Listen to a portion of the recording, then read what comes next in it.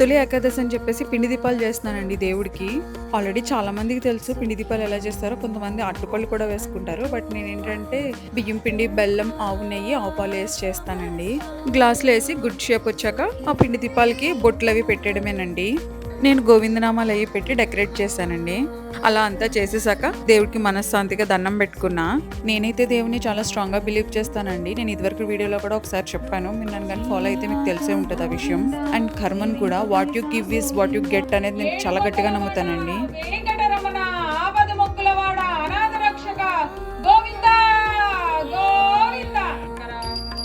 పోయేదేముందండి, అంతా మంచిగా చేసేద్దాం.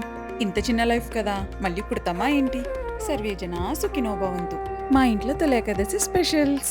నాకైతే లాస్ట్ ఫ్యూ డేస్ గా హెల్త్ బాగాలేదండి, అందుకని చెప్పి నేను ఉపవాసం చేయలేదు. అందుకే మీరు ఎలా జరుపుకున్నారో తొలి ఏకాదశి నా కమెంట్ సెక్షన్ లో కమెంట్ చేయండి. If you like this video please do like, share and subscribe to my channel concept కుట్టి.